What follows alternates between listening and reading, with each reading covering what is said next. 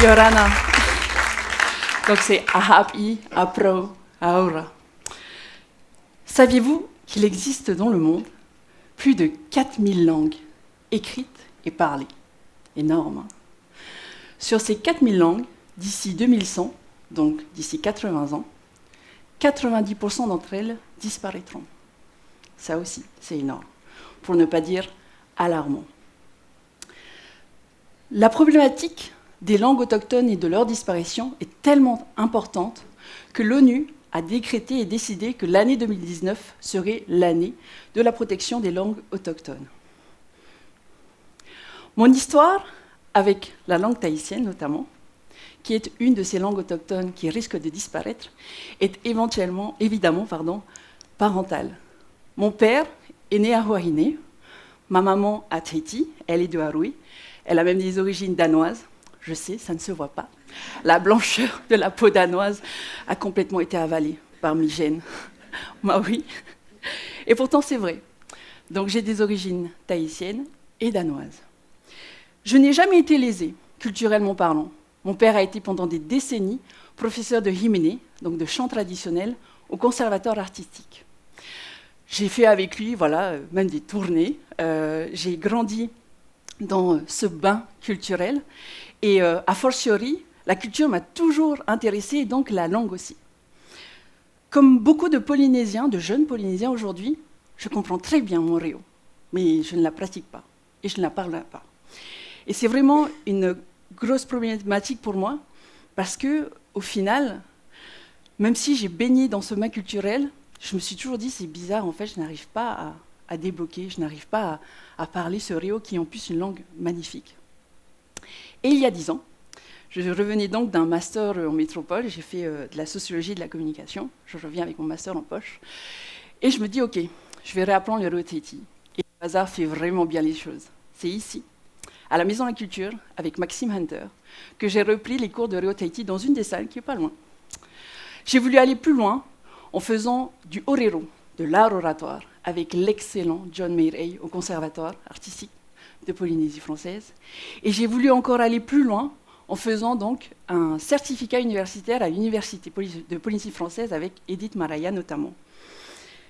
Tous les trois m'ont apporté une richesse linguistique extraordinaire et surtout humaine. Et je reviendrai dessus parce que c'est vraiment quelque chose de très important pour moi, cette richesse humaine qui nous caractérise beaucoup ici en Polynésie. Et malgré toutes ces expériences, malgré tous ces cours que j'ai pu faire, et ben finalement, j'arrivais quand même pas à débloquer ça. Et je me suis dit, non mais c'est quand même bizarre.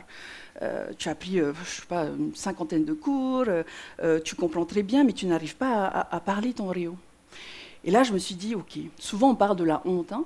D'ailleurs, moi, je vais laisser Steve Chailloux tout à l'heure aborder ce sujet avec vous, puisque c'est son thème. Mais au-delà de la honte, au final, quels sont les facteurs et qu'est-ce qui fait qu'on n'arrive pas à débloquer cette honte, ou en tout cas ce passage-là, cette barrière du parler réo Tahiti. Et donc, il y a 10 ans, il faut que je me mette comme ça, j'avais 20 kilos en plus. Non, il y a 3 ans, pardon, pas 10 ans. Et j'étais enceinte, en fait. Et c'est vraiment à ce moment-là que le déclic est arrivé. Donc, j'attendais ma fille, Feimano, qui va bientôt avoir 3 ans. Et comme beaucoup de futurs parents, je me suis toujours posé la question de « Ok, qu'est-ce que tu vas transmettre à ta fille ?» On parle souvent de langue maternelle. Comment est-ce que tu vas faire finalement pour échanger avec elle si, au final, en fait, tu n'arrives pas à parler ton réo? Et c'est quelque chose de vraiment fondamental, en fait. Et donc, il y a 3 ans, je me suis dit « Ok, non, il faut vraiment que tu fasses quelque chose. Tu vas avoir ta petite fille, il faut que tu arrives à lui parler en réo. » Et je me suis souvenu d'une histoire que mon oncle m'a racontée. Il a une 50aine d'années aujourd'hui. Et lui, en fait, il n'a réussi à parler le réo qu'à 18 ans. Alors, qu'est-ce qui s'est passé? À 18 ans, en fait, on l'a amené passer des vacances dans une famille au Tuamotu, donc un des archipels polynésiens.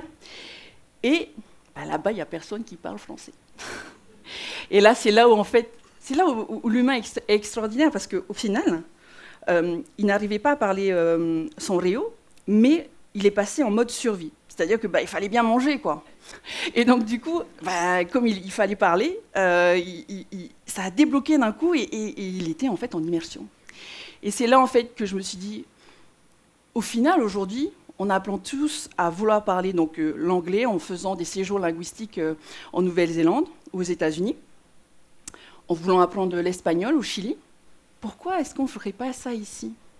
Pourquoi est-ce qu'on ne ferait pas des séjours d'immersion linguistique dans nos familles tahitiennes? Et c'est vrai, à chaque fois que j'en parle, les gens se disent « bah oui alors, bah oui alors ». Et donc, je me suis dit « ok, eh ben, allez, on y va ». Et en fait, non, parce que c'est plus compliqué qu'on ne le pense. Les séjours linguistiques, moi, c'est quelque chose vers lesquels j'irai plus tard. Mais pour ce qui est de... Enfin, il fallait trouver quelque chose de prototypable, donc de faire au moins des immersions.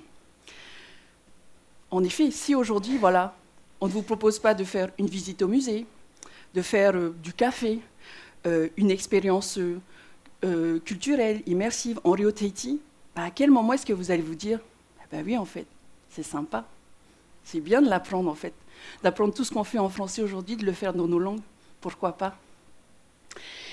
Et en fait, de tous ces cheminements, du fait que j'étais enceinte, les hormones, patati patata, voilà, je me suis dit, ok, je vais me lancer et je vais faire ça. Et c'est là où j'ai voulu innover. Je me suis dit, ok, ben voilà, l'innovation, pour moi d'abord, elle est humaine. Vous vous souvenez, j'ai dit que c'était très important. Pourquoi humaine? Parce qu'en fait, aujourd'hui, au Fénois, je ne suis pas la seule, et heureusement, hein, on est plein, en fait.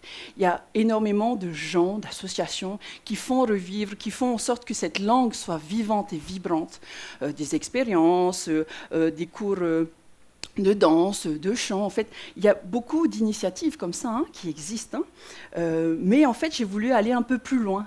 Et donc, je me suis entourée humainement de gens. J'ai proposé à ces gens-là, un peu comme à la Veiana, viens, monte sur mon bateau, viens avec moi dans ce Vaala, et viens pagayer avec moi, c'est du sport pour le Reo Tahiti. Et ça fonctionne. Innovation aussi digitale, parce que souvent, quand on parle d'innovation, on pense au digital. En fait, la transmission de la langue, c'est vraiment une transmission qui se faisait, qui se fait encore un petit peu via nos grands-parents, nos parents, nos oncles et nos tantes.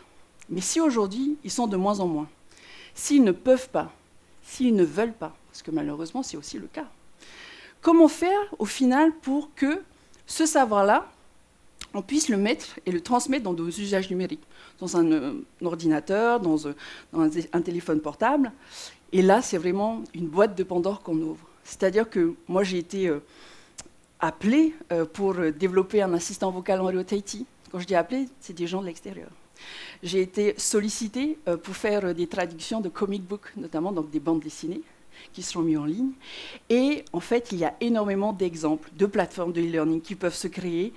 Et on peut vraiment construire quelque chose, utiliser l'innovation et tout ce qu'on fait aujourd'hui pour pouvoir rendre vivante, vibrante, pour pouvoir faire en sorte que voilà, le Reo Tahiti soit le plus diffusé. Et c'est vraiment sur ça qu'il faut qu'on insiste aussi aujourd'hui. C'est-à-dire que utiliser tous les réseaux, en fait, on est tous pareils. C'est-à-dire qu'on a nos usages numériques, la vidéo à la demande, on est sur les réseaux sociaux, on utilise tous des applications. Et pourquoi pas, justement, utiliser tout ça pour pouvoir, en faveur, en tout cas, du Reo Tahiti, et pour qu'elle puisse être diffusée.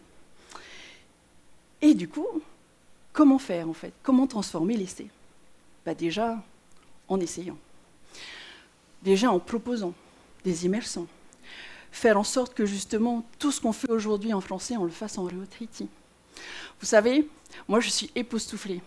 Parce que depuis quelques mois, depuis que je me suis vraiment lancée avec d'autres dans cette quête pas de la survivance, parce que le Reo n'est pas mort, mais dans cette quête de la diffusion du Reo Tahiti, je suis époustouflée aussi par le nombre de personnes extérieures qui me sollicitent. Ils sont japonais, ils viennent d'Amérique latine, ils sont de France, même du Pacifique. Et moi, en fait, je me suis toujours dit, ok, c'est très bien, hein, ça veut dire que notre langue intéresse d'autres personnes, mais comment faire et qu'est-ce qu'il faut faire justement pour que ça soit la même chose ici? Et moi qui ai fait des études de sociologie et de communication, je me suis dit, ok, en fait, c'est du marketing, limite. Il faut la rendre swag, cette langue, la rendre à la mode, désirable, parce que c'est ce qui marche ailleurs. Et pour la rendre swag et désirable, il faut proposer et dire aux gens, ben oui, viens, il y a des espaces qui existent aujourd'hui. Il faut en créer d'autres et davantage. Et moi, je vois de plus en plus qu'il y a des espaces qui se créent justement pour faire des immersions pour des adultes et des enfants. Il faut aussi créer une méthodologie ou en tout cas un apprentissage qui puisse être aussi bien pour les enfants que pour les adultes, aussi bien pour les Polynésiens que pour les étrangers. Parce que ces gens-là aussi ont envie d'apprendre, ont envie d'aller plus loin dans cet apprentissage et dans cet intérêt pour la culture. Moi, j'aimerais terminer juste en vous demandant de fermer les yeux. Je vous vois, donc il faut vraiment fermer les yeux.